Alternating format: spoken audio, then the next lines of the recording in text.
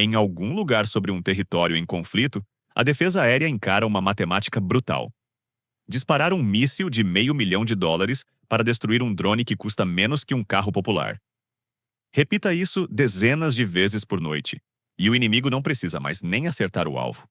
Ele só precisa forçar você a esvaziar seus estoques e quebrar seu orçamento. Esta é a crise que está reescrevendo a guerra moderna.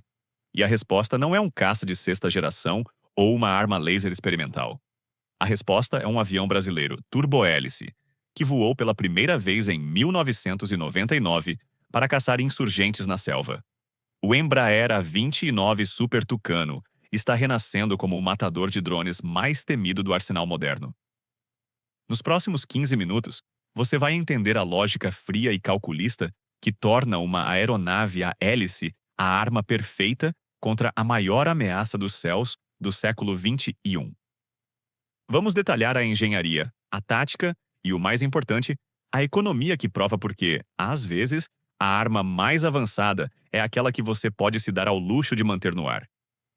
E o que a Embraer fez com este avião é algo que o mundo da defesa está apenas começando a aceitar.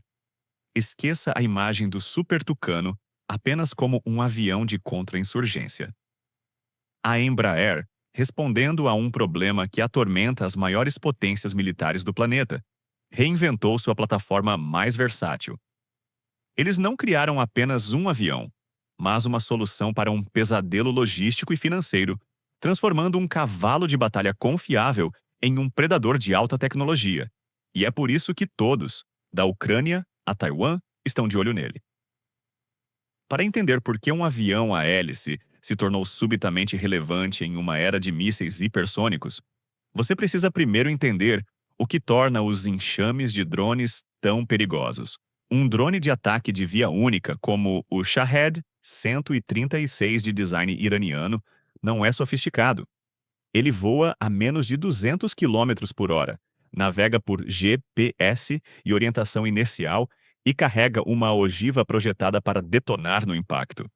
Ele não tem capacidade de manobras evasivas, nem revestimento stealth, nem contramedidas eletrônicas. Por toda a métrica tradicional de poder aéreo, ele é uma piada. Mas o Shahed não foi projetado para vencer na qualidade. Ele foi projetado para vencer no volume e no custo. Se você pode construir 100 deles pelo preço de um único míssil interceptador e lançá-los em ondas, noite após noite, você cria um problema que nenhuma arquitetura de defesa aérea tradicional foi projetada para resolver. É uma guerra de atrito elevada a um nível industrial. As baterias de mísseis terra-ar, como o Patriot ou o Iris-T, são incrivelmente eficazes, mas seus carregadores são finitos e seus mísseis caríssimos. Caças a jato de quarta e quinta geração podem decolar, disparar seus mísseis e abater os drones. Mas cada surtida custa dezenas de milhares de dólares, apenas em combustível e manutenção. E cada míssil Arar, como um AIM-9 Sidewinder ou um AMR-AAM, custa centenas de milhares, se não milhões de dólares. Durante semanas e meses, a matemática é devastadora. O defensor está gastando ordens de magnitude a mais do que o atacante. Este desequilíbrio não é teórico. A Ucrânia viveu isso desde que a Rússia começou a lançar ondas noturnas de Shaheds contra suas cidades e infraestrutura. A resposta ucraniana foi notavelmente criativa. Desde velhos canhões antiaéreos da era soviética e mísseis de ombro, até picapes com metralhadoras montadas. Equipes móveis de caçadores de drones, posicionadas ao longo de corredores conhecidos, conseguiram abater Shaheds com fogo de metralhadora pesada, às vezes auxiliadas por nada mais que o farol de um carro e um imagiador térmico portátil. Essas soluções improvisadas funcionaram melhor do que o esperado, mas elas têm um teto de eficácia. Elas dependem de sorte, terreno e da habilidade do operador.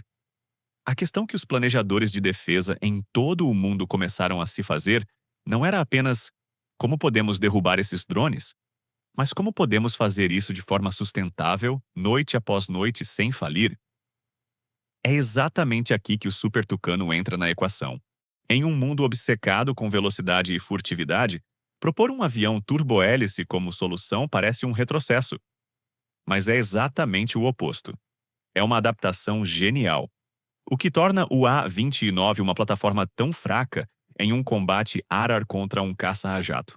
Sua baixa velocidade se torna sua maior força contra um enxame de drones lentos.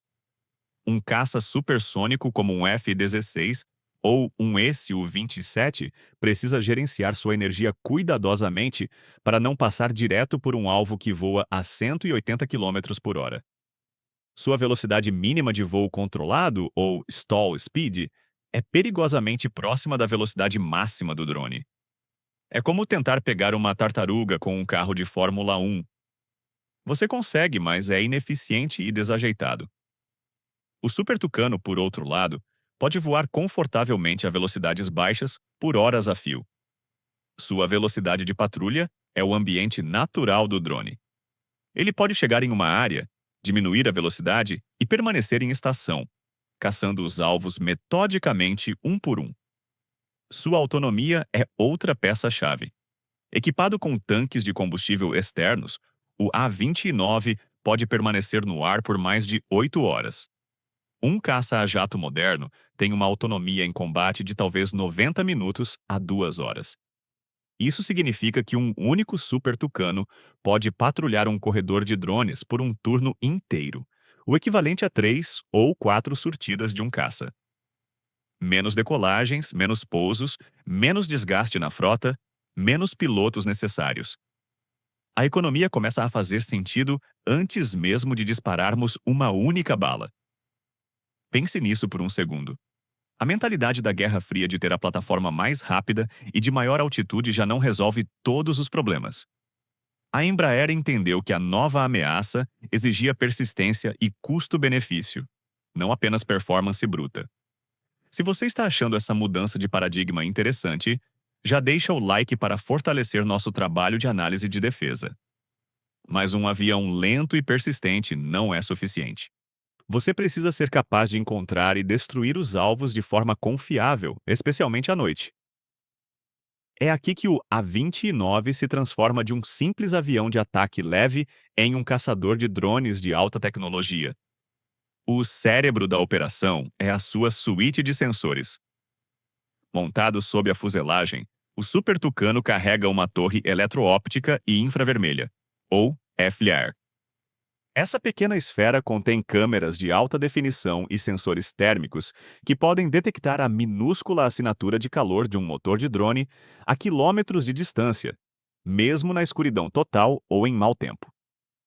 O piloto vê essa imagem em uma das telas multifuncionais em seu cockpit totalmente digital, que é compatível com óculos de visão noturna. Ele pode travar o sensor no alvo enquanto o sistema de controle de fogo calcula a trajetória balística de suas armas. E que armas são essas? A beleza do Super Tucano é a sua flexibilidade. Ele possui duas metralhadoras calibre .50, 12,7 mm, embutidas nas asas, cada uma com centenas de munições. Contra um drone não blindado, uma pequena rajada é mais do que suficiente. O custo de uma bala de calibre .50 é irrisório, talvez alguns poucos dólares. Compare isso com um míssil de 500 mil dólares. A matemática é avassaladora. Mas e se o drone estiver um pouco mais longe, ou se for necessário um golpe mais preciso? O A-29 pode carregar casulos de canhões de 20 milímetros, que oferecem maior alcance e poder de parada. Ele também pode ser equipado com lançadores de foguetes de 70 milímetros. Tradicionalmente, esses são foguetes não guiados para ataque ao solo, mas com a tecnologia moderna, eles podem ser equipados com kits de guiagem a laser, transformando-os em mísseis de baixo custo e alta precisão. O piloto ilumina o drone com um designador a laser de sua torre FLIR, e o foguete segue o ponto até o impacto. O custo? Talvez 25 mil dólares por foguete guiado, ainda uma fração do custo de um míssil ar-ar tradicional e ideal para alvos de maior valor. Além disso, o Super Tucano foi projetado desde o início para a guerra em rede. Ele possui sistemas de data link que permitem que ele compartilhe dados de sensores em tempo real com outras aeronaves, com tropas em solo ou com um centro de comando e controle. Um drone de vigilância em alta altitude pode detectar um enxame se aproximando, passar os dados para uma esquadrilha de super-tucanos em patrulha, que então se movem para interceptar muito antes que os drones ameacem uma cidade. É uma abordagem em camadas, onde o A-29 é o executor de baixo custo. E você já tinha parado para pensar como a escolha da munição pode ser mais importante que o próprio avião em uma guerra de atrito? Me conta aqui nos comentários qual arma do Super Tucano você acha mais impressionante para essa missão. Vamos aprofundar a matemática, porque é aqui que o argumento para o A-29 se torna inegável. O principal número que os planejadores militares observam é o custo por hora de voo, CPFH, na sigla em inglês. Para um caça de quinta geração como o F-35, o CPFH está na casa dos 40 mil a 45 mil dólares. Para um F-16, um caça de quarta geração, estamos falando de cerca de 25 mil dólares por hora. Cada hora que esses aviões estão no ar, queima uma quantidade colossal de dinheiro em combustível, manutenção, peças de reposição e desgaste da fuselagem. Agora, olhe para o A-29 Super Tucano. Seu custo por hora de voo? Estimado entre $1.000 e $1.500. Isso não é um erro de digitação. É uma ordem de magnitude quase 30 vezes mais barato que um F-35. Em uma campanha que dura meses, essa diferença não é apenas tática, é estratégica. Você pode manter uma patrulha aérea constante de Super Tucanos 24 horas por dia, 7 dias por semana, por meses, pelo custo de operar uma esquadrilha de caças a jato por algumas semanas. Agora some o custo das munições. Um míssil AIM-120 AMRAAM, o padrão da OTAN, custa mais de US$ 1 milhão por unidade. Usar um desses para abater um drone de US$ 20 mil é como usar uma Ferrari para entregar uma pizza. Simplesmente não faz sentido econômico.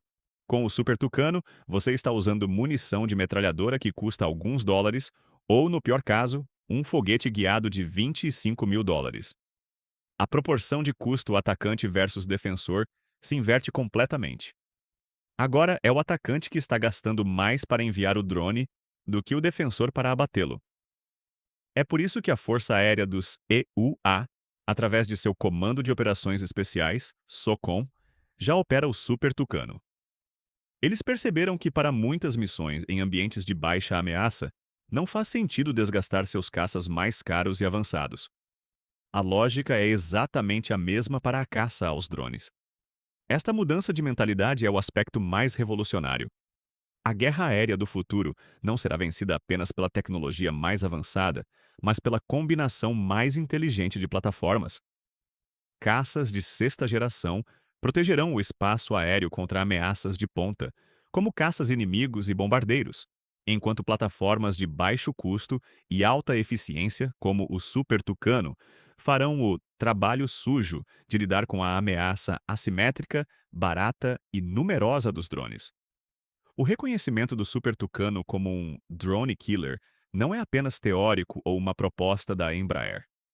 É uma capacidade que está sendo ativamente explorada e adotada por forças aéreas ao redor do mundo.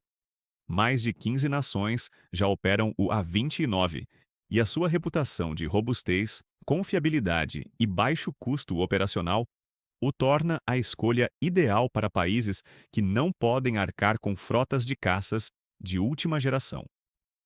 Países na África e no Sudeste Asiático que enfrentam ameaças de grupos insurgentes que cada vez mais utilizam drones comerciais modificados para ataque, veem no Super Tucano uma solução 2 em 1. Ele pode executar suas missões tradicionais de ataque leve e apoio aéreo próximo durante o dia e se transformar em um guarda noturno, um caçador de drones, à noite. Essa versatilidade é um luxo que poucas aeronaves no mercado podem oferecer. A própria Ucrânia, que está na linha de frente da crise dos drones, manifestou interesse. Analistas militares ocidentais propuseram o A-29 como uma peça fundamental para a futura defesa aérea ucraniana, uma vez que o conflito entre em uma fase de menor intensidade. A ideia seria criar uma camada de defesa dedicada, onde os Super Tucanos lidariam com os lentos Shaheds e outros drones, liberando os F-16 e outros caças para missões de superioridade aérea mais críticas. Isso mostra a visão estratégica da Embraer. A empresa não está apenas vendendo um avião. Ela está vendendo uma solução para um problema de segurança moderno e universal. Ao adaptar a plataforma com sensores e sistemas de armas modulares, a Embraer garante que o Super Tucano, um projeto do final dos anos 90, permaneça relevante e letal nas próximas décadas. É uma prova da excelência da engenharia brasileira, capaz de competir e oferecer soluções inovadoras no palco mundial. Se você se orgulha de ver uma tecnologia nacional ganhando tanto destaque, compartilhe este vídeo com um amigo para que mais pessoas conheçam o potencial do A29.